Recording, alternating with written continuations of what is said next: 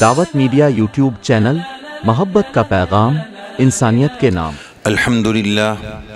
الحمدللہ وکفا وسلام علی عبادہ الذین اصطفى اما بعد اعوذ باللہ السمیع العلیم من الشیطان الرجیم بسم اللہ الرحمن الرحیم لقد كان لكم في رسول الله أسوة حسنة وقال الله تبارك وتعالى يا أيها الذين آمنوا قوا أنفسكم وأهليكم نارا صدق الله العظیم۔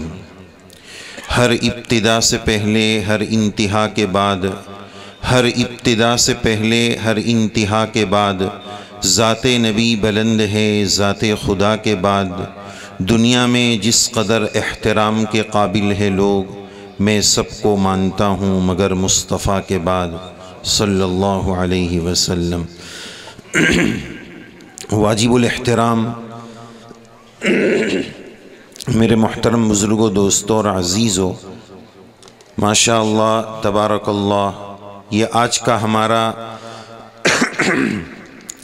بہت ہی مبارک اجتماع ہے۔ مدرسہ محمدیہ سنگرام پور کا پہلا سالانہ جلسہ بہت ہی تسک و احتشام کے ساتھ بہت ہی شاندار انداز میں ہوا۔ مدرسے کے ذمہ داران، اساتذہ کرام کو دل کی گہرائیوں سے مبارکبادی ہے کہ آپ حضرات نے بڑی محنتیں فرمائی ہے اور ان محنتوں کا پھل ہمیں نظر آیا۔ تمام بچوں نے ماشاءاللہ بہت ہی اچھا شاندار جاندار پروگرام پیش کیا۔ اللہ تبارک و تعالی ہمارے ان بچوں کو بے انتہا قبول فرمائے اور دین متین کی خدمت کے لیے ہمارے اطراف و جوانب میں جتنے ادارے ہیں، جتنے علماء کرام ہیں، جتنے لوگ محنتیں کر رہے ہیں، اللہ تبارک و تعالی سب کی محنت کو بارآور اور مثمر بنائے۔ یہ عاجز انتہائی شرمندہ اور پشیمان ہے کہ اتنے بڑے بڑے اکابر علماء کرام کے دوران اور ان کے درمیان اس گنہگار کو بٹھایا گیا ہے، اور بڑے مبارک لوگ ہیں، بڑی مبارک ہستیاں ہیں۔ رب کریم سے دعا فرما دیجئے اللہ تعالیٰ اس عاجز کو اخلاص کے ساتھ صحیح اور حق بات جو اپنے لیے ہم سب کے لیے مشعل راہ بنے اور عمل کے میدان میں آگے بڑھنے کا جذبہ فراہم کرے، ایسی بات رب کریم کہلوا دے۔ آپ تمام حضرات دعا فرما دیجئے۔ یہ جو دینی مجلسیں ہوتی ہے، چاہے جلسے ہو، چاہے جمعہ کا بیان ہو، چاہے دعوت و تبلیغ کی مبارک محنت کے پلیٹ فارم سے دینی بیانات ہو، یہ جتنی محنتوں میں ہم لوگ جڑتے ہیں، یہ سب کے سب در حقیقت ہمارے ایمان کی چارجنگ ہے۔ حضرت مولانا الیاس صاحب رحمۃ اللہ علیہ نے دعوت و تبلیغ کی ماں و بہنوں کی خدمت میں درخواست ہے کہ یہ جو شور ہو رہا ہے اس پر آپ تھوڑا سا تعاون کریں، مدد کریں اس شور کو روکنے میں، جس کی وجہ سے بولنے میں تھوڑی راحت ہو جائے گی۔ تو بات یہ عرض کی جا رہی ہے کہ یہ سب ہمارے ایمان کی چارجنگ ہے۔ حضرت مولانا الیاس صاحب رحمۃ اللہ علیہ نے جب یہ دعوت کی مبارک محنت شروع فرمائی تو آج تو ہم اس محنت کو دعوت و تبلیغ کے نام سے جانتے ہیں۔ حضرت نے اس محنت کا نام تحریک ایمانی رکھا تھا کہ اس سے ایمان میں جلا اور حرکت، اور آج کی لینگویج میں ایمان کی چارجنگ ہوتی ہے۔ اب چونکہ موبائل کا دور ہے تو موبائل کے دور میں، سیل فون کے دور میں ہر چیز کو سیل فون اور موبائل کی مثال سے سمجھنا آسان ہوتا ہے۔ میں سب سے پہلے دینی مجلس کا ایک ادب آپ کی خدمت میں پیش کرنا چاہتا ہوں موبائل کی مثال سے، کہ اگر اب تو ہر ایک موبائل رکھتا ہے، کیا امیر کیا غریب، بلکہ غریب کے پاس بھی، مانگنے والے کے پاس بھی لوگ ایپل دیکھتے ہیں اور اس کا بھی ویڈیو بنا رہے ہیں۔ بہرحال تو ایک چیز ہم لوگ اکثر موبائل میں بار بار چیک کرتے ہیں کہ بیٹری کتنے پرسنٹ بچی ہے، بار بار دیکھتے ہیں، ارے یار 50 سے بھی نیچے آ گئی ہے، لگاؤ چارجنگ پہ۔ ذرا 50% سے 50% سے چارجنگ نیچے اترتی ہے تو ہارٹ بیٹ تیز ہو جاتی کہ جلدی لگاؤ، کبھی لائٹ چلی گئی تو کبھی ایسا ہو گیا تو ویسا ہو گیا، تو کیسے ہم اس کی چارجنگ کی فکر کرتے ہیں۔ میرے ایمان کی چارجنگ بہت زیادہ نیچے اتری، کیا ہم کبھی اس کی فکر کر رہے ہیں کہ اب اس کو بھی چارج پر لگا دیا جائے؟ موبائل کی فکر ہے، موبائل کی فکر میں ہم اس کی چارجنگ کی کتنی فکر کر رہے ہیں؟ کیا ایمان کی چارجنگ کی اس قدر ہم نے فکر کی؟ یہ تمام دینی سرگرمیاں اور دینی محنتیں در حقیقت وہ ایمان کی چارجنگ۔ میں عرض شروع میں یہ کرنا چاہ رہا ہوں، دینی مجلس کا ادب کس طرح سننا چاہیے، اور اگلی بات میں قرآن مجید کی ایک آیت کی روشنی میں آپ کی خدمت میں پیش کرنا چاہتا ہوں مثال کے ساتھ۔ وہ قرآن مجید کی آیت 26ویں پارے میں سورہ قاف میں رب کریم ارشاد فرماتے ہیں، ان فی ذالک لذکری لمن کان لہ قلب او القی السمع وہو شہید۔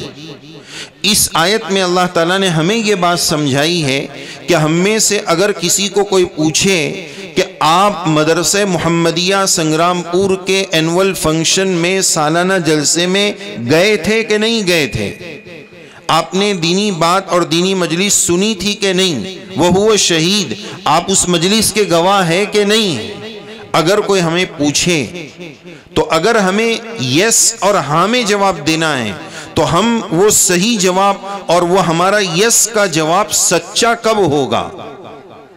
اللہ تعالیٰ نے اس کو اس آیت میں سمجھایا ہے کہ یا تو پہلا آپشن یہ ہے کہ لمن کان لہو قلب، کہ وہ دینی مجلس کو دل کے کان سے سنیں، وہ دین کی بات کو دل کے کانوں سے سنیں، او القی السمع، اور آخری درجہ یہ ہے کہ ان سگے کانوں سے، ان ظاہری کانوں سے سنیں۔ یہ دو میں سے اگر ایک بات ہے یا دونوں ہیں نور علی نور، تو وہ بول سکتا ہے کہ ہاں میں نے مدرسہ محمدیہ کے جلسے میں دین کی بات سنی ہے، وہ شہید، وہ حاضر ہے۔ تو اسی جذبے کے ساتھ ہمیں اس دینی مجلس کو سننا ہے۔ سب سے پہلے ہم مبارکبادی پیش کرتے ہیں مدرسے کے ذمہ داران کو، مدرسے کے اساتذہ کرام کو، کہ آپ حضرات نے بہت اچھا پروگرام پیش کیا۔ اللہ تعالیٰ اس پروگرام کو بے انتہا قبول فرماوے۔ اس وقت ہمارے سامنے جو مجمع ہے، علماء کرام بھی تشریف رکھتے ہیں اور بچوں کے پیرنٹس اور والدین اور والی حضرات بھی تشریف رکھتے ہیں اور طلباء اور بچے بھی تشریف رکھتے ہیں۔ تو سب کی خدمت میں کچھ گزارشات پیش کرنی ہیں۔ سب سے پہلے ہم اپنی ایمانی حرارت کو تیز کرنے کے لیے تھوڑا سا جناب محمد رسول اللہ صلی اللہ علیہ وسلم کا ذکر خیر کرنا چاہتے ہیں، اس پیغام کے ساتھ کہ ہم اپنے چہروں کو جناب محمد رسول اللہ صلی اللہ علیہ وسلم کی سنت سے سجا لیں۔ ہمیں سنگرام پور کے سفر کے دوران اور یہاں آنے کے بعد بھی بار بار یہ بات بتائی گئی کہ الحمدللہ یہاں ایمان والوں کی بہار ہے، ایمان والے اور مسلمان ہی مسلمان نظر آتے ہیں۔ مسلمان نظر تو آ رہے ہیں کہ مسلمان ہیں، نام میں ہم زید و عمر و بکر ہیں، لیکن یہ جو ہمارا شعار ہے، یہ جو ہمارا یونیفارم ہے، یہ اللہ کے نبی علیہ السلام کی سنت ہے۔ آج کی اس مبارک مجلس میں مرد حضرات یہ پیغام ضرور لے جائیں کہ ہم اپنے چہروں کو اس مبارک سنت سے سجائیں گے۔ اللہ کے نبی علیہ السلام کی کتنی پیاری سنت ہے۔ ہونا تو یہ چاہیے تھا کہ بحیثیت مسلمان اور اللہ کے نبی علیہ السلام کی محبت کا دم بھرنے کی وجہ سے عاشق ہونے کا دعویٰ کرنے کی بنیاد پر ہونا تو یہ چاہیے تھا کہ میں یہ کوشش کر ڈالتا کہ میں اپنے باطن کو، اپنے اندرون کو حضور کی طرح بناؤں۔ ہم باطن کو تو کیا بناتے، ہم نے تو ظاہر کو بھی نہیں بنایا۔ آج ایک بہت بڑی ہماری کمزوری یہ ہے کہ ہم نیک بننا نہیں چاہتے، نیک دکھنا چاہتے ہیں کہ میں نیک دکھ جاؤں۔ اس سے کام نہیں چلے گا، مجھے نیک بننا ہے۔ وَجْعَلْنَا لِلْمُتَّقِينَ إِمَامًا، رب کریم ہمیں نیک لوگوں کا امام بنا دیجئے، شو باز نہیں بننا ہے۔ ہم اس امامے سے، اس جبے قبے سے مخلوق کو دھوکہ دے سکتے ہیں، مخلوق مصافحہ کرنے کے لیے لائن لگا سکتی ہے، پھول نچھاور کر سکتی ہے، ہم اس ظاہری وضاقتہ سے مخلوق کو دھوکہ دے سکتے ہیں، لیکن رب کریم کو کوئی دھوکہ نہیں دے سکتا ہے۔ إِنَّهُ عَلِيمٌ بِذَاتِ الصُّدُورِ وہ تو سینوں کے بھید کو جاننے والا ہے۔ کوشش کرو، ارادہ کرو کہ مجھے نیک دکھنا نہیں ہے، شوباز نہیں بننا ہے، مجھے اللہ حقیقی نیک بنا دے۔ اور یہ بات صرف دعا نہیں، دعا کے ساتھ دوا بھی کرنی ہے، کوشش بھی کرنی ہے۔ نیک بننے کے جو وسائل اور اسباب ہیں اس کو بھی اختیار کرنا ہے۔ اللہ تعالی ہم سب کو نیک بنائے۔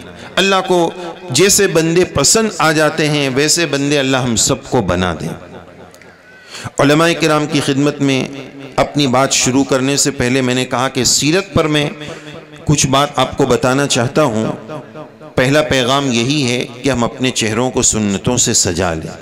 کیا بات ہے کہ آج کا میرا نوجوان یہ سمجھتا ہے کہ اس سنت کو میں ختم کر دوں گا تو میں ہینڈسم لگوں گا، خوبصورت لگوں گا۔ یاد رکھیے جناب محمد الرسول اللہ صلی اللہ علیہ وسلم کی ذات اقدس سے زیادہ اس دنیا میں نہ کوئی حسین آیا ہے نہ قیامت کی صبح تک آ سکتا ہے۔ رخ مصطفیٰ ہے وہ آئینہ، رخ مصطفیٰ ہے وہ آئینہ کہ اب ایسا دوسرا آئینہ نہ ہماری بزم خیال میں نہ دکان آئینہ ساز میں۔ اللہ کے نبی علیہ السلام کے حسن و جمال کے کیا کہنے۔ شاعر کہتا ہے حسن یوسف پر کٹی مصر میں انگشت زنا، حسن یوسف پر کٹی مصر میں انگشت زنا، سر کٹاتے ہیں تیرے نام پر مردان عرب۔ یوسف علیہ السلام کے حسن کو دیکھ کر مصر کی عورتوں نے اپنی انگلیاں کاٹی تھی، میرے سرکار کے حسن کو دیکھ کر صحابہ نے اپنی گردنیں کٹائی تھی۔ ایک شاعر کہتا ہے حسن یوسف کو دیکھ کر کٹ گئی تھی انگلیاں، حسن یوسف کو دیکھ کر کٹ گئی تھی انگلیاں، یہاں تو چاند خود کٹ گیا انگلیوں کو دیکھ کر۔ ایک وائز کی ذمہ داری ہوتی ہے کہ اگر وہ کوئی بات پیش کرنا چاہے تو مستند، اوتھینٹک پائے، تحقیق پائے، ثبوت کو پہنچی ہوئی، سنی سنائی نہیں۔ یہ بات میں یہاں اس لیے عرض کر رہا ہوں کہ اس شعر میں شاعر نے انگلی کے اشارے کی بات کہی ہے۔ اللہ کے نبی علیہ السلام کے شق القمر کا معجزہ، چاند کے ٹکڑے کرنے کا معجزہ قرآن و سنت سے بالکل ثابت ہے۔ اس معجزے پر ہمارا ایمان ہے، لیکن یہ ٹکڑے انگلی کے اشارے سے ہوئے تھے، اس کا ثبوت کسی قرآن و سنت کی آیت یا حدیث سے نہیں ہے، اس لیے اس کی وضاحت بھی ضروری ہے۔ شاعر نے اگرچہ کہا ہے، بہرحال بات یہ چل رہی ہے کہ یہ اللہ کے نبی علیہ السلام کا چاند کے 2 ٹکڑے کرنے کا معجزہ، میرے سرکار کی شان دیکھیے کہ ہم یہ سمجھتے ہیں کہ بس یہ ایک معجزہ ہے۔ آئیے میں آپ کو بتاؤں اس معجزے میں کتنے معجزے چھپے ہوئے ہیں کہ آپ علیہ السلام نے چاند کے 2 ٹکڑے فرما دیے، یہ ایک معجزہ۔ جب کوئی چیز 2 ٹکڑے ہو جاتی ہے وہ زمین پر گر جاتی ہے، وہ دونوں ٹکڑے زمین پر نہیں گرے۔ دوسرا معجزہ، وہ دونوں ٹکڑے آسمان سے اتنا نیچے آ گئے کہ اس وقت کے انسانوں نے اپنی سگی آنکھوں سے دونوں ٹکڑوں کو الگ الگ دیکھا، یہ تیسرا معجزہ۔ دونوں ٹکڑے واپس اوپر چلے گئے، یہ چوتھا معجزہ، اور جا کر واپس مل گئے، یہ 5واں معجزہ۔ اللہ کے نبی علیہ السلام کی شان تو دیکھیے، مسلمان یہ کیسے تصور کر سکتا ہے کہ اللہ کے نبی علیہ السلام کی اس سنت میں خوبصورتی نہیں ہے؟ یہ تو تمام نبیوں کی سنت ہے۔ 40 من سنن المرسلین، حدیث پاک میں اللہ کے نبی علیہ السلام نے 4 چیزیں جو تمام نبیوں کی سنت ہے، اس میں داڑھی کا بھی تذکرہ ملتا ہے۔ اللہ کے نبی علیہ السلام سے زیادہ کوئی حسین ہو نہیں سکتا ہے۔ پھر کیا بات ہے کہ آج مسلمان عشق و محبت کے دعوے کرتا ہے اور اپنے چہرے پر اللہ کے نبی علیہ السلام کی سنت کو نہیں سجاتا ہے؟ ہمارا دعوی عشق صرف لائٹنگ تک نہ ہو، لڈو پیڑے کھانے تک نہ ہو۔ عشق کا دعویٰ، محبت کا دعویٰ ہمیشہ دلیل چاہتا ہے۔ جب تک اس پر پروف نہیں ہوگا، دلیل نہیں ہوگی، وہ دعوی محبت بیکار اور اس کا کوئی اعتبار نہیں۔ اللہ کے نبی علیہ السلام کی اس سنت کو اپنے چہروں سے سجائے۔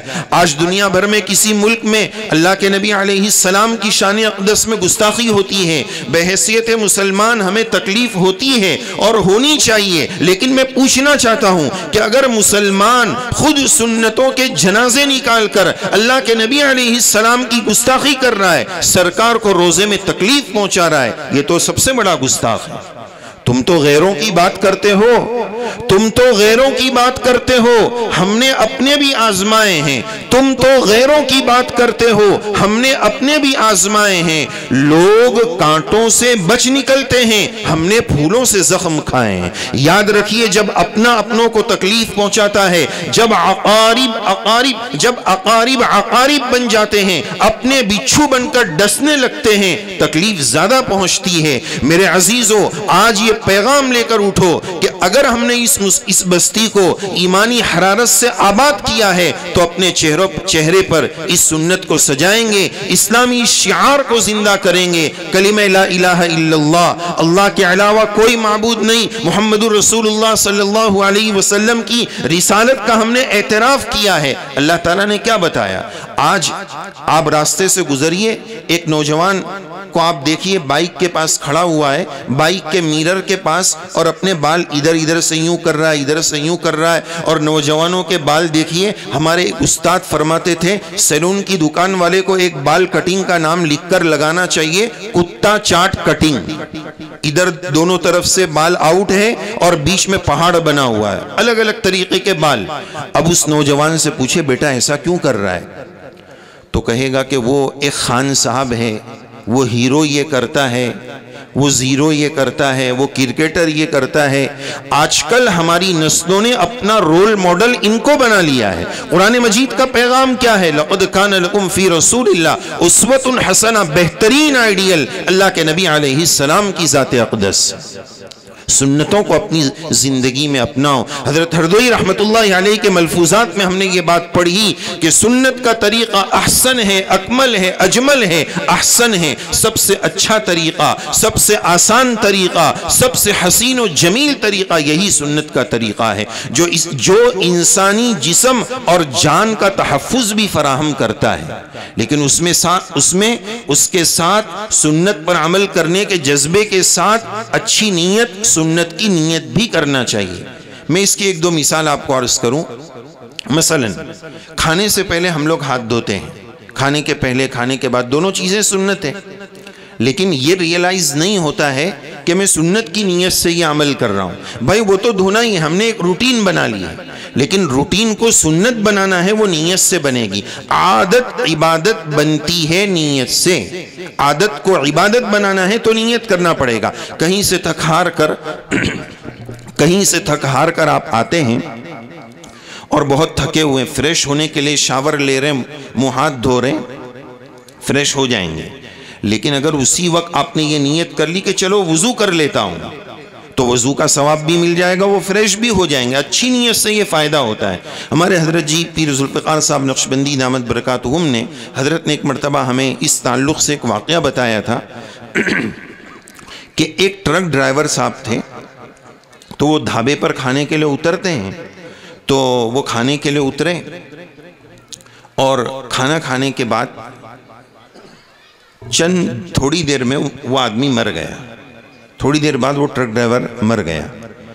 اب لوگ بہت پریشان ہوئے اور بدگمانی ہوئی کہ شاید یہ جو ڈھابے کا کھانا تھا اس میں کچھ گڑبڑ تھی، اس کی وجہ سے یہ آدمی مر گیا۔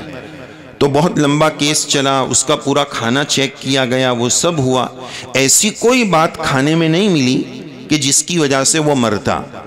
یہ بات غلط ثابت ہو گئی۔ بہت تحقیق کے بعد کہ بھائی کچھ تو ہوا ہے، یہ جو مرا ہے اگرچہ اس کی موت اللہ کے یہاں لکھی ہوئی تھی، لیکن سبب ظاہری کے طور پر کچھ نہ کچھ گڑبڑ ہوئی ہے۔ تو بہت تحقیق کے بعد یہ بات پتہ چلی کہ وہ ٹرک ڈرائیور ہے، ایک جگہ اس کی گاڑی بہت زیادہ پھنس گئی تھی، تو ٹائر کے بیچ میں وہ جو کنکر اور پتھر پھنس جاتے ہیں، تو وہ تمام کنکروں اور پتھروں کو اس نے روک کر اچھے سے صاف کیا۔ اس دوران ٹائر کو اس نے ہاتھ لگایا تھا، اور ڈرائیو کے دوران، سفر کے دوران اس ٹائر سے ایک زہریلا سانپ مسلا گیا تھا، وہ اس سے مر گیا تھا۔ اس کا زہر اس ٹائر پر تھا اور اس نے وہ ٹائر کو ہاتھ لگایا تھا، وہ زہر اس کے ہاتھ میں تھا، اس نے سنت کا عمل ہاتھ دھونے والا نہیں کیا تھا، موت ہو گئی۔ یہ سنت کی تاثیر ہے۔ دیکھیں کیسی کیسی چیزیں ہوتی ہیں، انسان کا بسا اوقات ان چیزوں کی طرف ذہن بھی نہیں جاتا ہے۔ تو آج کی اس مبارک مجلس کا ایک اجنبی مسافر اس بستی کے مسلمانوں کو یہ پیغام دینا چاہتا ہے کہ اپنے چہروں کو سنتوں سے سجا لیجیے۔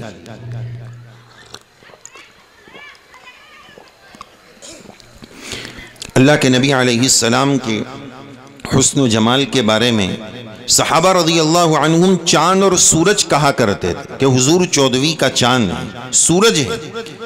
میں اکثر عرض کرتا ہوں کہ ربانی تعبیر سب پر چھائی ہوئی ہے۔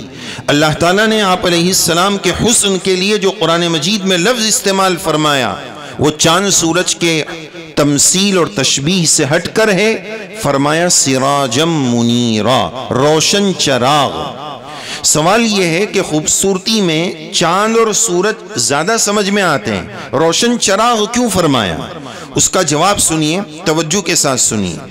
پہلا جواب اس کا یہ ہے کہ سورج اپنے وقت مقررہ پر نکلتا ہے، غروب کے وقت چلا جاتا ہے۔ چاند اپنے وقت پر نمودار ہوتا ہے، اپنے وقت پر وہ چلا جاتا ہے۔ آپ علیہ السلام کی تعلیمات جانے کے لیے نہیں ہیں، ہمیشہ کے لیے، اس لیے چاند سورج نہیں۔ نمبر 2، دوسرا جواب اس کا یہ ہے کہ آپ ایک چاند سے دوسرا چاند روشن نہیں کر سکتے ہیں، ایک سورج سے دوسرا سورج روشن نہیں کیا جا سکتا ہے، لیکن ایک چراغ سے دوسرا، دوسرے سے تیسرا، جتنے چراغ آپ جلانے چاہیں ایک سے جلائے جا سکتے ہیں۔ نبی کریم علیہ السلام کی ذات اقدس کا یہ چراغ مصطفی، یہ انٹرنیشنل چراغ آپ کی ذات اقدس سے کم و بیش 1.5 صحابہ کے چراغ جلے، صحابہ سے تابعین کے چراغ جلے، تابعین سے تبع تابعین کے چراغ جلے، اور انشاءاللہ قیامت کی صبح تک علماء حقہ اور دعات اسلام کی شکل میں یہ چراغ جلتے ہی چلے جائیں گے، وَلَوْ كَرِهَ الْكَافِرُونَ، یہ چراغ جلتے ہی چلے جائیں گے۔ تیسرا جواب اس کا یہ ہے کہ روشن چراغ، سورج کی روشنی اگر آ رہی ہے تو آپ کے گھر میں اگر 4 کمرے ہیں، کھڑکیاں ہیں، تو چاروں کمروں میں روشنی آئے گی، سورج کی روشنی۔ چاند کی روشنی اگر اس وقت آئے تو پورے راستے میں وہ کہیں بھی نظر آ سکتی ہے، اس سے روشنی لی جا سکتی ہے۔ چراغ کا اصول ہے کہ اگر آپ کو اس کی روشنی سے مستنیر اور منور ہونا ہے تو یہ چراغ آپ جس کمرے میں لے کر جائیں گے نا وہاں روشنی ہوگی، بازو والے کمرے میں نہیں ہوگی۔ جس کمرے میں وہ چراغ لے کر چلو گے، موم بتی لے کر چلو گے، وہاں تو روشنی آئے گی، بازو والے کمرے میں نہیں آئے گی۔ اشارہ ہے اس بات کی طرف کہ مسلمان اپنی زندگی کے جس شعبے میں تعلیمات نبوی علیہ السلام کا وہ روشن چراغ لے کر جائے گا وہاں روشنی آئے گی، دوسری جگہ نہیں آئے گی۔ اپنی زندگی میں یہ چراغ، یہ تعلیمات نبوی علیہ السلام ہر جگہ لے کر چلنا پڑے گا۔ اللہ تعالی ہمیں سنتوں کا اہتمام نصیب فرمائے۔ اگلی بات، علماء کرام تشریف رکھتے ہیں بہت معذرت کے ساتھ، چونکہ ہم ایک ہی جماعت کے ہیں لہذا کچھ باتیں، کچھ پیغامات دینا ضروری ہوتا ہے۔ سب سے پہلی بات کہ اگر ہم علم دین کے خادم ہیں، ماشاءاللہ ہماری بستی میں 3 نئے فضلاء کرام تشریف لائے، یہ کتنی بڑی سعادت کی بات ہے۔ اور میں تو چاہ رہا تھا کہ وہ ان کے تاثرات کی ہمیں شاید زیادہ ضرورت نہیں ہے، کلمات تشکر کی ضرورت ہے۔ وہ کلمات تشکر ان کے ماں باپ کا وہ کریں، وہ کلمات تشکر جنہوں نے اس پودے کو سرسبز و شاداب بنانے کے لیے پہلی مرتبہ جب وہ کوپل ڈالی تھی، وہ مکتب کے اساتذہ کرام کا رول، اس کو آج بہت زیادہ اجاگر کرنے کی ضرورت ہے۔ مکتب کے اساتذہ کرام، تحفیظ کے اساتذہ کرام، ان کا مقام بہت بڑا ہے، بہت اونچا ہے۔ اس مقام اور مرتبے کو عوام کو بھی سمجھنے کی ضرورت ہے، خواص کو بھی سمجھنے کی ضرورت ہے۔ علماء کی خدمت میں باادب عرض کروں گا، ہمیں کبھی بھی اڈانی اور امبانی کی اور دنیا بھر کے مالداروں کے مال سے ہمیں اپنی نگاہوں کو خیرہ نہیں کرنا ہے۔ فلا یغررک تقلبہم فی البلاد، ان کا یہ گاڑیوں میں گھومنا، ان کا یہ موج مستیاں اڑانا، یہ ہماری نگاہوں کو خیرہ نہیں کر سکتا ہے۔ اللہ نے ہمیں جو دولت دی ہے، کتاب مقدس کی جو دولت عطا فرمائی ہے، یہ ان لوگوں کے پاس نہیں ہے۔ یہ دولت ہمارے لیے سرمایہ صد افتخار ہے۔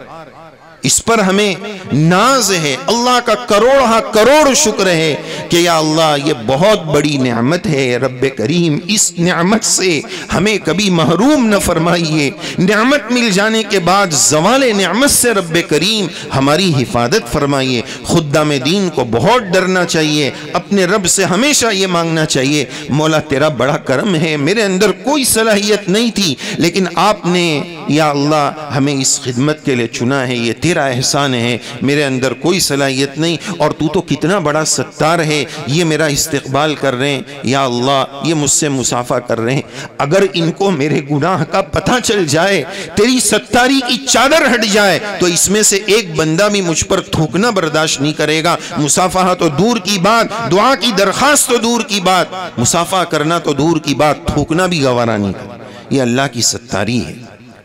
اللہ سے مانگے یا اللہ یہ نعمت جو آپ نے عطا فرمائی میری زندگی کا، میری آخرت لامحدود آخرت کا سب سے قیمتی سرمایہ ہے، اس کو سینے سے لگا کر رکھنا ہے، اس امانت کو امت اور انسانیت تک پہنچانا ہے، کبھی بھی احساس کمتری کا شکار نہیں ہونا ہے۔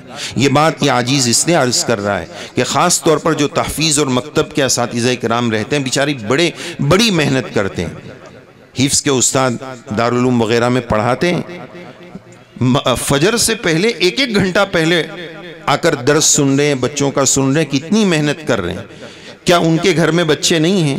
کیا ان کے گھر میں گرم لحاف نہیں ہے؟ کیا ان کی بیویاں نہیں ہیں؟ ان کو یہ سب تقاضوں اور آرام کی ضرورت نہیں ہے؟ انہوں نے اللہ کے کلام کے لیے اپنے آپ کو قربان کر دیا۔ بڑی مبارک ہستیاں ہیں جو اللہ کے کلام کے ساتھ وابستہ ہے۔ آج دنیا والوں سے آپ پوچھئے کہ اس دنیا میں سب سے اونچی اور بڑی ڈگری کون سی ہے؟ کوئی بولے گا P M, C M, doctor, engineer, لیکن صادق المصدوق محمد الرسول اللہ صلی اللہ علیہ وسلم کا ارشاد گرامی کیا ہے؟ خیرکم من تعلم القرآن وعلمہ۔ اس روئے زمین کا سب سے قیمتی طبقہ جو ہے وہ خدام قرآن مجید اور وابستگان کتاب اللہ، اللہ کی کتاب کو پڑھانے والے اور اللہ کی کتاب کو پڑھنے والے، اس سے اونچا طبقہ کوئی نہیں۔ آج کیوں ایمان والا بھی حقیر سمجھ رہا ہے کہ یہ تو مولوی ملا ہے، ان کا کام تو اذان دینا ہے، ان کا کام تو نماز پڑھنا ہے۔ یہ اذان کا لفظ آ گیا، میرا دماغ ہل گیا ایک بات کو لے کر۔ میں کئی دنوں سے اس اذان کے تعلق سے کئی جگہ ایک بات کہہ رہا ہوں، جہاں انفرادی کہنا چاہتا ہوں وہاں انفرادی کہہ رہا ہوں۔ آج علماء کرام کے درمیان بیٹھ کر بڑی ذمہ داری کے ساتھ اذان کے تعلق سے ایک بات کہنا چاہوں گا کہ میرے بزرگوں، اذان جو ہے الدعوت التامہ، مکمل دعوت۔ آج ہماری اذانوں کا کیا حال ہے؟ اذانوں کا کیا حال ہے؟ ہم بچوں کا قرآن مجید صحیح کرا رہے ہیں، ہماری بستی سے جو دعوت تامہ جاری ہو رہی ہے اس اذان کی ہم نے کیا شان بنا رکھی؟ آپ ایک لمبے زمانے تک اسلام میں کنورٹ ہونے والے، اسلام قبول کرنے والوں کی داستان اگر آپ پڑھیں گے تو ایک بڑی تعداد ایسی مل جائے گی جو اذان سے متاثر ہو کر ایمان میں آ گئے، یعنی غیر کو بھی وہ اذان اچھی لگتی ہے کہ یہ کیا کلمات ہے، اس میں کیا تاثیر ہے، اللہ اکبر، اللہ کی کبریائی سے دل پھٹ جاتے تھے۔ لیکن آج اذان دیکھ لیجیے، اللہ کے الف کو اتنا کھینچ رہے ہیں کہ استفہام ہو گیا، استفہام ہو گیا، استفہام ہو جائے گا تو شرک ہو جائے گا، کون اس کی فکر کرے گا؟ الحمدللہ مجھے پتا چلا کہ مہاراشٹر کی سطح پر بہت ساری جگہ پر اذان کے مسابقات ہو رہے ہیں، بڑے مبارک وہ لوگ ہیں جو اس بات پر محنت کر رہے ہیں۔ یہ دعوت تامہ ہے، اس کی فکر کی جائے، مدارس میں، مکاتب میں باضابطہ اس کی محنت کی جائے۔ بلکہ مجھے ایک اور بات یاد آ گئی کہ یہ جو مکاتب کے جلسے ہیں، معذرت کے ساتھ، ہو سکتا ہے میں غلط بھی ہوں، معذرت کے ساتھ، کہ جو بچے اسٹیج پر آ کر پرفارم کرتے ہیں، جو محاضرہ، جو بھی پروگرام پیش کرتے ہیں، یہ پروگرام ہم کیا بتانا چاہ رہے ہیں؟ ہم بتانا یہ چاہ رہے ہیں کہ ہم مدرسے میں یہ پڑھاتے ہیں، ہے نا، اپنی محنت دکھانا چاہتے ہیں تاکہ حوصلہ ملے۔ تو کیا ہم روزانہ جب مکتب میں بچے آتے ہیں تو روزانہ نعت نظم ہوتی ہے، تقریر ہوتی ہے؟ تو یہ تو ایسا ہو گیا کہ آپ نے ڈسپلے پر ایپل رکھا ہے اور کسٹمر کو سیمسنگ دے رہے ہے نا۔ تو ضرورت ہے اس بات کی کہ اچھی بات ہے کچھ نعت نظم بھی ہو جائے، کچھ تنوع ہو جائے، لیکن بیسک جو جلسوں میں دکھانے کی چیز ہونی چاہیے وہ ہونی چاہیے جو سال بھر ہم نے ان کو پڑھایا ہے۔ یہ میرا مشورہ ہے۔ اس کے ساتھ ساتھ تھوڑی بہت نعت نظم، لیکن آج کل جلسوں میں صرف یہی ہوتا ہے. ہم نے پورے سال نعت نظم تھوڑی پڑھائی ہے، وہ بہت مبارک چیز ہے، اس کی عظمت کا انکار اللہ تعالی ہم سب کی حفاظت فرمائے. کوئی انکار نہیں ہے، تقریر کی اہمیت کا کوئی انکار نہیں، لیکن جو بیسک چیز بچوں کو سکھائی جا رہی، مثلا اذان سکھانے کی ضرورت ہے. اچھی اذان مکتب ہی میں سکھا دی جائے. اس کے لیے کوئی دارالعلوم کا انتظار کرنے کی تھوڑی ضرورت ہے کہ پھر یہ 3 لوگ آئیں گے پھر آ کے اذان سیکھیں گے یا ڈابیل سے اذان سیکھ کر آئیں گے. یہ محنت مکتب میں ہو جانی چاہیے. یہ رونا تو اب ہمارے گجرات میں بھی ہے، اور مہاراشٹر کے علاقوں میں کسی نے مجھے بتایا کہ فلاں علاقے میں تو ایسا ہوتا ہے کہ باضابطہ کوئی مؤذن ہی نہیں ہے، جو پہلے مسجد میں آ گیا وہی اذان پڑھ دے گا. کتنی غلط بات ہے. اذان کو ہم نے اتنا حقیر کر دیا. اطول الناس عناقا یوم القیامہ المؤذنون، سب سے لمبی گردنیں قیامت میں مؤذنین کی ہوگی. آج مؤذن کا تصور عوام میں کیا بن گیا؟ کچھ ہمارا بھی رول ہے، کچھ تمہارا بھی رول ہے. ایک مسجد کے بارے میں بہت اچھے سے جانتا ہوں. ایک صاحب نے مسجد میں کلر کا کام کیا. اب تنخواہ کچھ کم پڑ رہی تھی تو ذمہ داران نے اس کلر والے بھائی کو کہا کہ قریب میں دارالعلوم ہے، تو 2-4 دن وہاں جا کے اذان سیکھ. آپ یقین مانیے 1 ہفتے میں وہ مسجد کا مؤذن بن گیا، اور کہا 400-500 لے لینا اور بستی میں کھانا گھوم گھام کے مانگ کے کھا لینا. اگر ہم دین کے ساتھ ایسا سوتیلا سلوک کریں گے تو لوگوں اور امت مسلمہ سے ہم پیغام دینا چاہیں گے کہ ہم دین کی حقارت امت مسلمہ کے سامنے پیش کر رہے ہیں. آپ بڑے مبارک ہے کہ آج آپ نے انعام دیا، یہ اکرام کیا، لیکن یہ اکرام صرف جلسے کے دن نہیں، زندگی بھر ان کا اکرام لازم ہے. بہرحال اذان کے تعلق سے بیداری مہم چلانے کی ضرورت ہے. ہماری اذانیں اچھی سے اچھی ہونی چاہیے.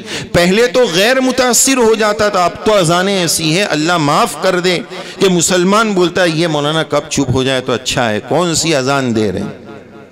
میں ہمارے ان طلبہ کو جو ہمارے پاس ابھی یہاں آئے ہوئے بھی ہیں، میں اکثر مثال نہیں بلکہ حقیقت عرض کرتا ہوں. ایک مسجد کو میں جانتا ہوں، وہاں کے 30 سال سے امام صاحب ہیں. اللہ اکبر کتنا سمپل ہے نا، اللہ اکبر کتنا آسان ہے. اللہ کا لفظ اس دنیا کا سب سے آسان کلمہ، تلفظ اور پروناؤنسیشن کے اعتبار سے اس دنیا کا سب سے آسان کلمہ، جس کا اچار کرنا سب سے زیادہ سہل ہے، وہ لفظ اللہ ہے. اس سے آسان کوئی اور کلمہ دنیا میں نہیں ہے. اور اللہ نے اپنے نام کو اسی لیے سب سے آسان بنایا کہ سب سے پہلے سب سے چھوٹے بچے کو سب سے پہلا جو بولنا سکھانا ہے، بلوانا ہے، وہ اللہ ہے. اگر وہ مشکل کلمہ ہوگا تو بچہ کیسے بول پائے گا؟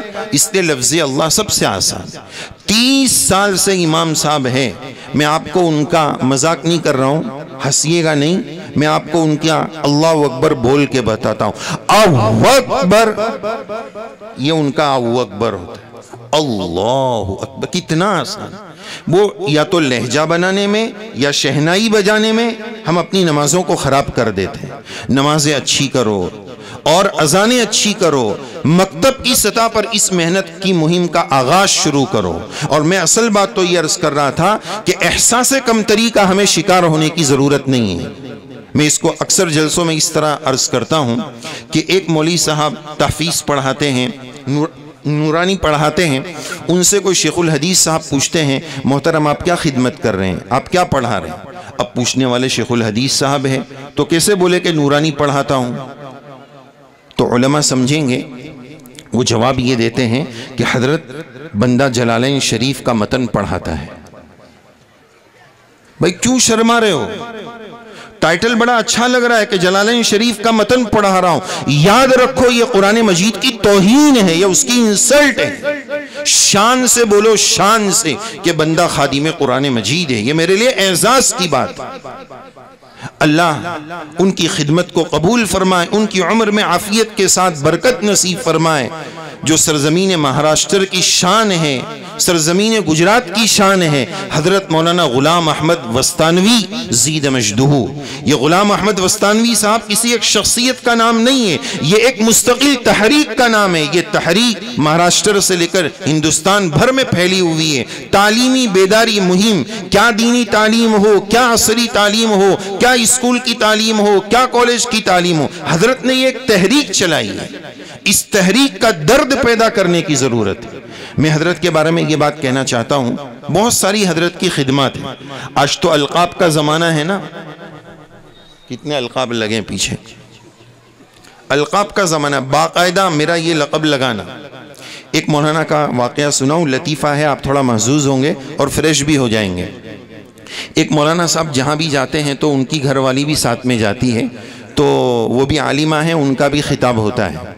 تو وہ مولانا صاحب کو کسی نے پوچھا کہ حضرت مستورات کا ہمیں ٹائٹل بنانا ہے اور پرچہ بنانا ہے، تو اس میں کیا لکھیں؟ گھر والوں کا نام لکھیں، کسی اور کی بات کہہ رہا ہوں۔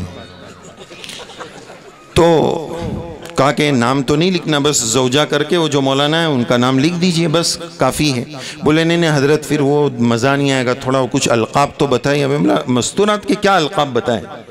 اب مجھے بھی مستی سوجی، میں نے کہا کہ باجی زمان، آپائے قوم و ملت، شیخ الحدیثن۔ لوگ کر رہے بھائی حدیثن، حدیث کہاں مؤنث ہو گئے، شیخ الحدیثن۔ بولے نہیں حضرت کچھ القاب بتائیے۔ ارے کیا القاب؟ آپ نے دیکھا حضرت ابو بکر کے پیچھے 1.5 کلومیٹر القاب ہے، ادھر القاب ہے؟ نہیں، بس رضی اللہ عنہ، صحابی کتنا بڑا اعزاز ہے۔ میں عرض یہ کرنا چاہ رہا تھا، حضرت مولانا وستانوی کیا نام ہے حضرت کا؟ حضرت کے ساتھ کیا لقب لگا ہے؟ خادم قرآن مجید، خادم قرآن مجید، خادم القرآن والمساجد والمسابقات بھی کہہ لو۔ تو یہ القاب کی بات ہے۔ آج تو بس میرا نام، یہ بھی دیکھا جا رہا، میرا نام نیچے آیا، اوپر کیوں نہیں آیا؟ اسٹیج پہ بلایا، نیچے رکھ دیا، اوپر نہیں بلایا۔ ارے بھائی کیا ہم نے کرسیوں کے پیچھے دین کو ہم نے اتنا کمزور کر دیا کہ بس ذرا سی بات پر اپنی انا کا مسئلہ بنا رہے کہ میں آیا، اتنا دور سے آیا، مجھے اوپر نہیں بلایا، میرا نام نیچے لکھ دیا، ان کا نام اوپر لکھ دیا، وہ تو خالی حافظ تھے، میں تو عالم تھا، میرا نیچے لکھ دیا۔ یہ سب ہم نے کیا مصیبت بنا رکھی؟ ٹانگ کھینچنا ٹھیک ہے، بہت زیادہ مدارس، ہر گلی میں بھی مدارس کی ضرورت نہیں ہے۔ ہم تو دورے اور مشکات کے طلبہ کو پہلے ہی کہہ دیتے کالی بیگ ابھی سے تیار کر لو، جلدی سے، شان سے بولتے حضرت میں نے تو میرا اپنا مدرسہ کھول دیا، جسے اپنا گھر کھول دیا، اپنی دکان، اپنا نیا بزنس کھول دیا، اپنی زمین لے لیا اور اپنا مدرسہ۔ ارے بھائی کتنے مدرسے بنائیں گے؟ ضرورت ہے ضرور بنائیے، ہر گلی میں 2 مدرسہ، ہر گلی میں 3 مدرسہ، جو ہے اسی کو فعال کیجئے، اسی کو مضبوط کیجئے۔ اگر ایمان کا آج کیا مسئلہ ہو گیا ہے کہ دین کی محنت عام ہو جائے، یہ تو سب خادم چاہ رہے ہیں کہ دین عام ہو جائے، دین کی خدمت عام ہو جائے، یہ تو ہم سب چاہ رہے ہیں، لیکن مسئلہ یہ ہے کہ دین کا کام میرے پلیٹ فارم سے ہوگا تو وہ کام ہے، وہ کر رہا ہے تو وہ سمجھ میں نہیں آ رہا ہے وہ کیسے کر، اس کی ٹانگ کھینچ رہے ہیں، یہ ایسا کر رہا ہے وہ ویسا کر رہا ہے۔ دلوں کے حسد کو ختم کریں۔ اگر بندہ دین کے کام میں مخلص ہے، اللہ کے لیے کام کرتا ہے، تو دعوت کی محنت سے بھی وہ خوش ہوگا، خانقاہ کی محنت سے بھی خوش ہوگا، دین کے جس شکل کی، جس طرح کی محنت ہو رہی ہے، جو کر رہا ہے، ہر کسے باشد اس محنت سے خوشی ہوگی کہ بھئی میری جو چاہت ہے، میرا جو مشن ہے، میرے اندر کی جو تڑپ ہے وہ بندہ کر رہا ہے، چاہے جس شکل میں کر رہا ہے، جس پلیٹ فارم سے کر رہا ہے۔ آج تو آیتیں بھی تقسیم ہو گئی ہیں، میں تو یہ عرض کرتا ہوں آیتیں بھی تقسیم ہو گئی ہیں۔ مدرسے والے نے آیت لے لی هل يستوي الذين يعلمون والذين لا يعلمون، اور ادھر آیت لے لی کنتم خیر امة اخرجت للناس، اور تیسری جگہ آیت لے لی، علماء سمجھ رہے ہیں یا ایھا الذین آمنوا اتقوا اللہ وکونوا مع الصادقین۔ آیتیں تقسیم ہو گئی، 3 ڈپارٹمنٹ ہیں۔ ارے بھائی پورا قرآن ہمارا ہے، تینوں آیتیں ہماری ہیں، وہ آیت لے کے جا رہا ہے، یہ آیت لے کے جا رہا ہے۔ اس حسد کے جذبے کو ختم کرنا ہے۔ اللہ تعالی ہمارے سینوں کو کینوں سے پاک فرما دے۔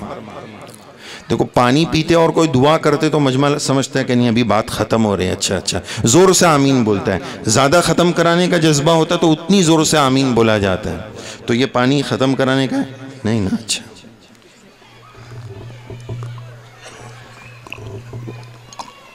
ابھی تو ایک ہی جگہ کی بات ہوئی، ابھی 2 کی باقی ہے۔ جی حضرت، تو میں عرض یہ کر رہا تھا کہ ہم اپنے دلوں کو صاف کریں، قلب سلیم بنائیں، اللہ سے مانگیں یا اللہ ہمیں قلب سلیم عطا فرما دیجئے، قلب منیب عطا فرما دیجئے، قلب اواہ عطا فرما دیجئے، ہمارے سینوں کو کینوں سے پاک فرما دیجئے۔ تو میرا پیغام یہی تھا کہ ہم احساس کمتری کا شکار نہ۔ کیوں بول رہے ہیں کہ جلالین کا متن پڑھا رہا ہوں؟ شان سے بولیے، بندہ خادم قرآن مجید ہے، میرے لیے اعزاز کی بات۔ اور حسد کے جذبے کو ختم کیجئے، مل جل کر کام کیجئے۔ حضرت جی ہمارے پیر صاحب سے ایک مرتبہ کسی نے شکایت کیا کہ حضرت یہ میرا شاگرد ہے، میرے ہی مدرسے میں پڑھا ہے اور میرے مدرسے کے سامنے اس نے ایک مدرسی بنا لیا ہے، چھوٹا سا مدرسہ۔ بولے 8 بچے پڑھے، او ماشاءاللہ 8 پڑھے، اچھی بات۔ وہی 8 اگر بازو میں پڑھ لے ہوئے تو بولے نہیں میرا اپنا مدرسہ، زمین لیا ہوں۔ بہرحال تو اس میں افراط و تفرید بھی نہ ہو، ضرورت ہے تو بنانا چاہیے، تعلیم کو عام کرو، اچھی بات ہے۔ تو حضرت کو انہوں نے شکایت کی کہ میرا شاگرد ہو کر بازو میں اس نے مدرسہ بنایا۔ تو حضرت نے ان کی فہمائش جس انداز میں فرمائی وہ میں بتانا چاہتا ہوں کہ اگر آپ کے اوپر 20 کلو کا بوجھ ہے، یہ آپ کا شاگرد ہے، اس نے بولا حضرت 8 کلو مجھے دے دیجئے، میں ذرا اٹھا لیتا ہوں، تو آپ خوش ہوں گے کہ بھائی میرا بوجھ اس نے ہلکا کر دیا، یا غم ہوگا؟ اچھا لگے گا کہ اس نے میرا تعاون کر دیا۔ تو دین کا کام کرنے والا دوسرے کام کرنے والے کو اپنا معاون کیوں نہیں سمجھ رہا ہے؟ رفیق کیوں نہیں سمجھ رہا ہے؟ رقیب کیوں سمجھ رہا ہے؟ اس کا مطلب یہ ہے کہ کام میں میرے اندر اخلاص کی کمی ہے۔ اللہ مجھے اخلاص نصیب فرمائے۔ ایک مرتبہ اخلاص کے تعلق سے مکثر واقعہ سناتے ہیں۔ حضرت مولانا الیاس صاحب رحمۃ اللہ علیہ اور حضرت مولانا حسین احمد مدنی رحمۃ اللہ علیہ ایک بستی میں جلسے کے لے گئے۔ قریب جلسہ تھا، لیکن پہلے سے دونوں کو پتہ نہیں تھا۔ حضرت مدنی رحمۃ اللہ علیہ نے جلسہ گاہ میں اعلان فرمایا کہ قریب میں حضرت مولانا الیاس صاحب تشریف لائے ہیں، میں بنفس نفیس خود اور یہ پورا مجمع وہاں چلے، حضرت مولانا الیاس صاحب کا بیان سنیں گے، آج یہاں بیان نہیں ہوگا، وآخر دعوانا، بات ختم ہو گئی۔ ادھر مولانا الیاس صاحب رحمۃ اللہ علیہ نے اپنی مجلس میں اعلان کیا کہ قریب میں حضرت مدنی تشریف لائے ہیں اور میں خود وہاں چل رہا ہوں، یہ پورا مجمع بھی ادھر چلے، ہم سب ادھر جا کے بیان سنیں گے۔ ادھر کا مجمع ادھر جا رہا ہے، ادھر کا مجمع ادھر جا رہا ہے، بیچ میں دونوں راجدھانی ایکسپریس، ایک دلی جا رہی ہے ایک بمبئی جا رہی ہے، دونوں کی بیچ میں بھوساول میں یا کوٹا میں کہیں ملاقات ہو گئی، تو دونوں مجمع کی بیچ میں ملاقات ہو گئی۔ تو پیغام اس سے یہ کہ دیکھو کوئی بیان نہیں ہوا، کوئی بیان نہیں ہوا کہ بھائی دین کا بڑا نقصان ہو گیا کہ دونوں جگہ بیان نہیں ہوا، لیکن محترم بزرگوں دوستو، اخلاص کی ایسی مثال قائم ہو گئی، اخلاص کی مثال قائم ہو گئی کہ لوگ کہہ سکتے ہیں کہ کتنے اللہ والے، کتنے دین کے کام میں مخلص تھے، بڑوں کا کتنا اکرام کرتے تھے۔ آج تو یہ ہو گیا کہ آج میرے جلسے کی تاریخ تھی، یہ پڑوس میں 2 کلومیٹر والے نے کیوں جلسہ رکھ دیا، مجمع بڑھ گیا، یہ ہو گیا وہ ہو گیا۔ میرے بزرگوں، ضرورت ہے ہم اخلاص پیدا کریں اور دل میں یہ جذبہ پیدا کریں کہ ہم خدمت کر رہے ہیں۔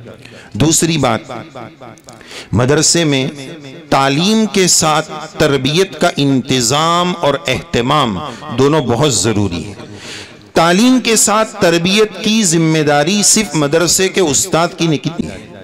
تربیت میں آج کل ہم لوگ بہت کمزور ہیں، خصوصاً مائیں توجہ فرمائیں، ہماری مائیں بہنیں تشریف رکھتی ہے، تربیت میں ہماری بڑی کمزوری ہے۔ تربیت کے لیے کیا کرنا ہے؟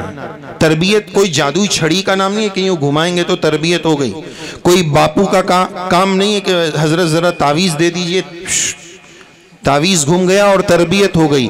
تربیت ایک 24 گھنٹے کے عمل کا نام ہے، اس تربیت میں 2 کام کیجئے۔ تربیت کے لیے 2 کام کرنے۔ پہلا کام، آج ماں باپ یہ چاہ رہے ہیں کہ میرا بچہ نمازی بن جائے، نیک بن جائے، اچھا بن جائے۔ کون سا ماں باپ ہے جو یہ نہیں چاہے گا؟ سب چاہ رہے ہیں کہ بچہ نیک بن جائے۔ لیکن اگر آپ اپنے بچے کو جنید بغدادی رحمہ اللہ، رابعہ بصریہ بنانا چاہتے ہیں، پہلے آپ کو خود نمازی بننا پڑے گا۔ ہم اپنے بچوں کو جو بنانا چاہتے ہیں اخلاقی اعتبار سے، عمل کے اعتبار سے رول ماڈل پہلے ماں باپ کو بننا پڑے گا۔ ہم چاہیں ہم موبائل میں لگے رہیں، رات بھر اماں ادھر ٹک ٹاک چلا رہی ہے، ادھر اسکرول کر رہی ہے، ابا ادھر بیٹھ کر، اور بیچارہ بچہ دونوں کے ہونے کے باوجود یتیم بیٹھا ہوا، اس کو وقت دیجئے، کوالٹی وقت دیجئے۔ آج کے ماں باپ اپنے بچوں کو ٹائم نہیں دے رہے، موبائل کو ٹائم دے رہے ہیں۔ اور میں نے لفظ استعمال کیا کوالٹی ٹائم دیجئے۔ کوالٹی ٹائم کا کیا مطلب؟ آپ اپنے بچے کو وقت دیتے ہیں، بولے ہاں مولانا دیتا ہوں، کتنا دیتے؟ تو آج کل وقت کیسے دیتے ہیں پتہ ہے؟ اے بیٹا ادھر آ، وہ تیرے کو کام بولا تھا دکان پہ جانے کا، جا کر آیا؟ اچھا تیرے کو میں نے بولا تھا وہ لائٹ بل بھرنے کا بھر دیا؟ اچھا وہ گیس بل کا کیا ہوا؟ چل اب تو میری نگاہ سے دفع ہو جا۔ یہ ٹائم دے رہے ہیں، یہ ٹائم دیا ہے۔ یہ تو تم نے اس کا ٹائم لیا ہے، دیا کہاں ہے؟ ٹائم دینا پڑے گا۔ بیٹا بتا اسکول میں تو نے کیا پڑھا؟ آج کے دور میں میری آج کی اس گفتگو کی سب سے اہم بات آپ کی خدمت میں عرض کرنے جا رہا ہوں، دل کے کانوں سے سنو۔ اساتذہ کرام ہیں یا دعوت کی محنت کے ذمہ دار ہیں، جو بھی ذمہ دار ہیں، جو بھی دین کے خادم ہیں، وہ اس پیغام کو لے کر جائیں اپنے ماتحتوں پر، اپنی نسلوں پر، اپنے بچوں پر۔ یہ محنت کیجئے، دو باتوں کی محنت کر لیجئے۔ نمبر ایک، ان کا ایمان اور عقیدہ مضبوط ہو جائے، ایمان اور عقیدہ مضبوط ہو جائے۔ نمبر دو، اللہ کی محبت اور اللہ کے نبی علیہ السلام کی محبت مضبوط ہو جائے۔ یہ دو چیزیں اپنے بچوں کو پلا دیجئے۔ مکتب کا کام اس دور میں، مکتب کے اساتذہ کا کام اس دور میں صرف قرآن مجید پڑھا دینا نہیں ہے، بلکہ اس کے ساتھ ساتھ سب سے بڑی ذمہ داری نسلوں کے ایمان کی فکر ہے۔ وہاں زہر دیا جا رہا ہے، ایجوکیشن کا ایسا بخار چڑھا دیا گیا کہ ایجوکیشن کے نام پر کفر و ارتداد کے جراثیم ڈالے جا رہے ہیں۔ اس جراثیم کا تریاق مدرسے میں ملے گا، وہ تریاق ہمیں دینا ہے۔ ایک عالم صاحب کہنے لگے عقیدے کی کون سی کتاب پڑھائیں؟ پڑھائی اچھی بات ہے، لیکن میں نے لفظ استعمال کیا پڑھانا نہیں ہے، پلا دینا ہے۔ پلانے سے کیا ہوتا ہے؟ نکالے کوئی نکال نہیں سکتا ہے۔ اللہم، اللہ کے نبی علیہ السلام کی ایک دعا ہے، اللہم انی اسألوک ایمانا یباشر قلبی، ایسا ایمان دے دیجئے جو اندر اتر جائے، جو نکالے نہ نکل سکے۔ ایک عالم صاحب نے ایک جماعتی بھائی کو جو کسان تھے ان کو پوچھا، اللہ حق ہے، اللہ معبود برحق ہے، اسلام حق درم ہے، اس کی آپ کے پاس کیا دلیل ہے؟ تو دیہاتی صاحب کہنے لگے، کسان صاحب بڑے میاں دعوت میں اچھا وقت لگائے تھے، انہوں نے کہا مولانا جی میں آپ کا اکرام کرتا ہوں اس لیے کہ آپ مولانا جی ہے، یہی سوال اگر آپ نے دوسری مرتبہ کیا نا تو یہ جو پھاوڑا اور حل دے کرے نا یہ آپ کی کھوپڑی میں چپکا دوں گا۔ اسلام حق مذہب ہے، بلا دلیل کے بولتا ہوں، مجھے کوئی دلیل کی ضرورت نہیں۔ یہ کہاں سے آیا؟ ان کو دعوت کی محنت میں ایمان اور عقیدہ پلا دیا گیا۔ پلائی ہوئی چیز کسی کی طاقت نہیں ہے کہ اللہ چاہے بس، اس کے علاوہ کسی کی طاقت نہیں کہ وہ نکال سکے۔ تو ایمان اور عقیدہ پلائیے، اللہ اور اس کے رسول کی محبت پلائیے، یہ دو کام کرنے۔ اس کے بعد انشاءاللہ 10:15 بجے ختم ہوگا۔ اب بیٹھ جائیے، مجھے ایسا لگ رہا ہے کہ ختم ہونے کی درخواست کر رہے ہیں، معذرت۔ کیا بول رہا تھا؟ ہاں پلا دیجیے۔ میں تربیت پر بات عرض کر رہا تھا کہ تربیت میں دو کام کرنے ہیں، ایک تو خود بن جانا ہے، ہم وہ بننے کو تیار نہیں ہیں۔ میں اس کی ایک مثال بتاتا ہوں، ابا کی ایک مثال اور اماں کی ایک مثال۔ اماں کے سامنے ایک بچے نے اونچی زبان سے بات کیا تو اماں اس کو کیا بولتی ہے؟ اے تو تیری دادی کی طرح اتنی بڑی زبان نکال کے بات کرتا ہے، نیچے کر۔ یہ تربیت ہو رہی ہے، کیا ہو رہی ہے؟ تربیت ہو رہی ہے۔ بول کیا رہی ہے اماں؟ اماں یہ بولنا چاہ رہی ہے بیٹا تیری دادی میرے سے بڑی ہے، میں جیسے ان کی بدتمیزی کر رہی ہوں نا تو بھی میری کر۔ یہ تربیت نہیں ہوگی۔ سوچ رہی ہے کہ تربیت کر رہی ہیں، یہ تربیت نہیں، اس کو بد اخلاقی سکھائی جا رہی ہے۔ ابا جی بچے کی تربیت کیسے کر رہے ہیں؟ سگریٹ پی رہے ہیں، نہیں پینا چاہیے، اچھی بات نہیں، لیکن جرم بالائے جرم کہ 5 بیٹے بیٹھے ہیں، بچے بیٹھے ہیں، ان کے سامنے کش مار رہے ہیں، دم مٹائے غم مٹائے جا رہے ہیں۔ بچے کے کیا تربیت کرنا چاہ رہے ہیں؟ ایک اور ابا کی مثال بتاؤں، گشت والی جماعت آئی، 8 سال کے بچے کو بولتے ہیں بیٹا شان سے باہر جا، وہ جو ٹھوکرے نا ان لوگ کو بولنا ابا نے بولے ہیں، ابا نے بولے، وہ تو نہیں بولے، باہر جا کے بول دے کہ ابا نہیں ہے، وہ باہر جا کے بولتا ہے ابا نے بولے ہیں کہ ابا نہیں ہے۔ کیا پیغام دینا چاہ رہے؟ بیٹا جیسا ہم لوگ کبھی کبھار جھوٹ بولتے ہیں نا ویسے تو بھی جھوٹ بول سکتا ہے، یہ آج کا ہمارا انداز تربیت ہے۔ جو بچے کو بنانا ہے مجھے پہلے خود بننا پڑے گا، مجھے پہلے خود نیک بننا پڑے گا۔ دوسری بات، تربیت کا ایک دوسرا بنیادی اصول لیما، وائی، کیوں ایسا کیوں کیا آپ نے؟ روک ٹوک نکل گئی ہے، غلط ہے، اس کی طرف تنبیہ کرنا۔ میں اس کی مثال آپ کو بتاؤں، کہ ایک امیر گھرانے کا بچہ ہے، سالوں کے بعد پیدا ہوا، اس کو اتنا لاڈ لڈا رہے تو وہ آ کے سب یہ کولر گرا دے، یہ توڑ پھوڑ کر دے۔ اب کسی جگہ مہمان گئے ہیں تو میزبان شرما شرمی میں بول نہیں رہا ہے، لیکن وہ بچے کی اماں بازو میں بیٹھی ہے، بھائی تمہارے گھر میں مت بولو، تم امبانی کی اولاد ہو، لیکن یہ بیچارے غریب کے گھر میں اس کا گلاس بچہ توڑ رہا ہے، ادھر سے ادھر کر رہا ہے، ادھم مچا رہا ہے، ماں کچھ بولنے کوئی تیار نہیں۔ وائے بیٹا ایسا کیوں کیا؟ یہ قرآن مجید کا اسلوب ہے، لما اذنت لہم لما تحرم ما احل اللہ لما تقولون ما لا تفعلون، یہ اسلوب قرآنی ہے۔ وائے ایسا کیا کیا؟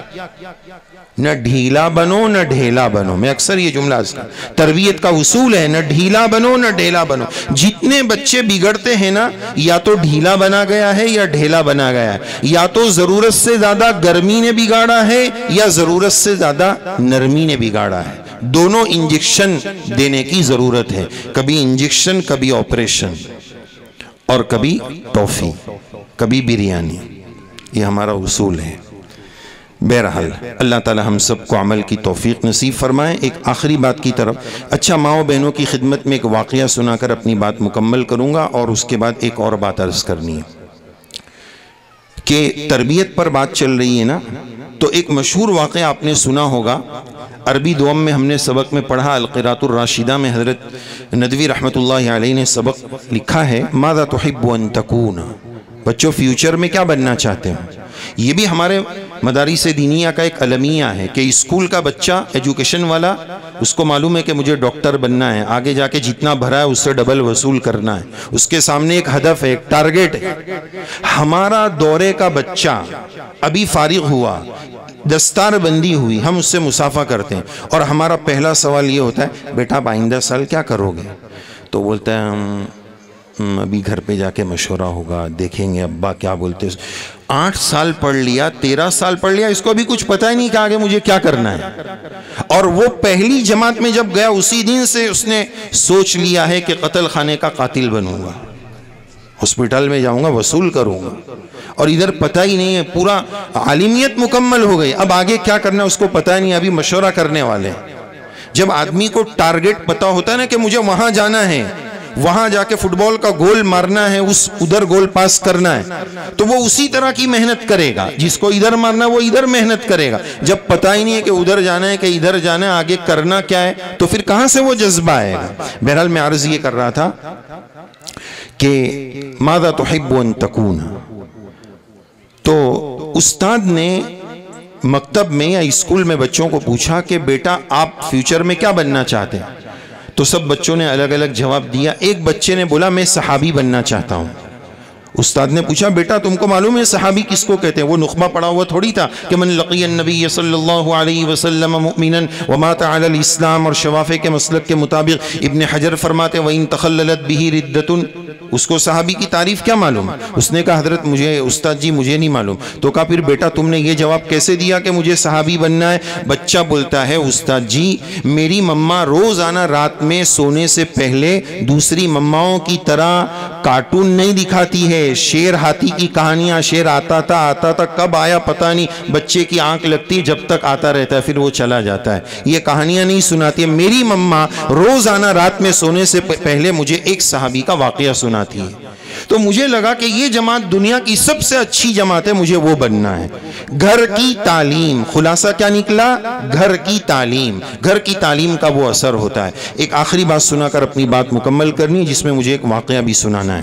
وہ یہ ہے کہ ابھی 2 روز بعد شب برأت آ رہی ہے، جس میں آپ جانتے ہیں وہ مغفرت کی رات ہے۔ قبیلے بنو کلب کی بکریوں کے بالوں کے برابر اللہ تعالیٰ اس رات میں ایمان والوں کی مغفرت فرماتے ہیں۔ یہ آپ کو انشاءاللہ یہ علماء کرام سنائیں گے۔ مجھے ایک بات آج یہ بتانی ہے کہ چند گنہگاروں کی لسٹ حدیث پاک میں ملتی ہے کہ اس ان لوگوں کی مغفرت نہیں فرماتے۔ یہ گنہگار ان گناہوں کا تذکرہ آج اس لیے کر رہا ہے کہ 2 دن ابھی باقی ہے، اگر میں اس گناہ میں ملوث ہوں تو رب کریم سے سچی توبہ کر لوں، اس گناہ سے باہر آ جاؤں۔ شرک کی اللہ معافی نہیں کرتے ہیں، مشاہین کینہ رکھنے والے کو اللہ معاف نہیں کرتے ہیں، شراب پینے والے عادی کو اللہ شرابی، جو عادی شرابی ہے جس کو لت لگ گئی اللہ اس کی مغفرت نہیں فرماتے، اپنا پینٹ پیجامہ ٹخنے سے نیچے رکھنے والے کو اللہ معاف نہیں فرماتے، فرماتے ہیں رشتہ ناتا توڑنے والے کو اللہ معاف نہیں فرماتے. اور سب سے آخری عرض کرنا ہے ماں باپ کا نافرمان، ماں باپ کے نافرمان کو اللہ اس رات میں معاف نہیں فرماتے ہیں.